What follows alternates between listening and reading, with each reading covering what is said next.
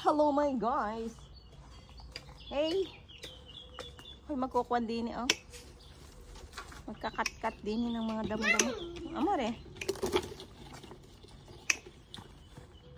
At pag na isang araw, si Sarah baby ay maliligo na din eh.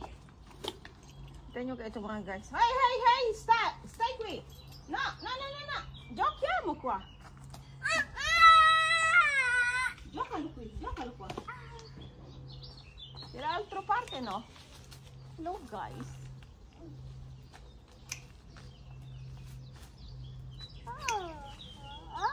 Oh.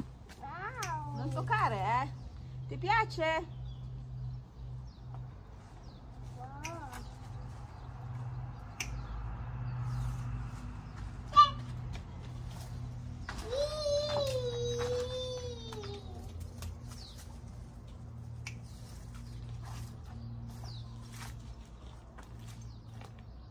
Hello guys.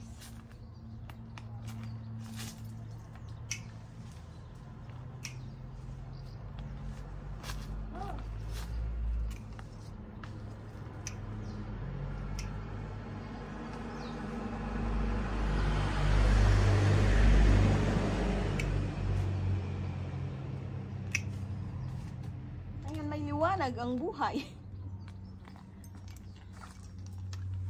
Hi guys. Pag afternoon, kami sa our baby nandini sa labas. Pag na isang araw bubuksan ko na ang swimming pool ni Sarah. Sa our baby may swimming pool mga guys. Did you know that Sarah baby had her own swimming pool? Baboy tangkas pagka Sarah baby lang din ng tubig di ang baboy tangkas ang ano bumili ng latagan swimming pool. Mamaya dalawa lang makulit din eh. Mamaya guys dalawa lang makulit din eh. Nako, lalo nang namalpak ang aking bibig para isa-isa pa ni Sarah baby.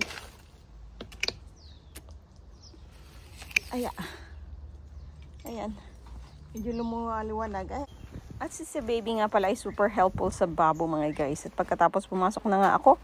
At eto na nga mga guys, magluluto tayo ng, hindi ko alam ang tawag dito, pero chicken yogurt with potatoes and carrots. Ayan mga guys, ang aking mga ingredients. Potatoes, carrots, chicken breast. At pagkatapos nga niyan mga guys, ay ating gagayatin into quarts and slices naman ang ating sibuyas. Into quarts nga pala mga guys, ang mga ang carrots, potatoes, and sibuyas. So, gigisahin lang natin yan mga guys sa masaganang sibuyas at olives oil. At pagkatapos nga mga guys, ayan, sinabay-sabay ko nang nilinisan at pagkatapos ay inilagay na nga dyan sa ating kawali mga guys. Ayan, hahalu-haluin mo nga lang yan mga guys at pakukuluan mo hanggang maging soften or lumambot na ang ating mga ingredients. At pagkatapos pwede nating mag-add ng yogurt. Ayan nga pala ang yogurt mga guys. Pwedeng isa hanggang 2 yogurt. Yung normal cup, about 100 grams na yogurt ang ating idadagdag o ilalagay.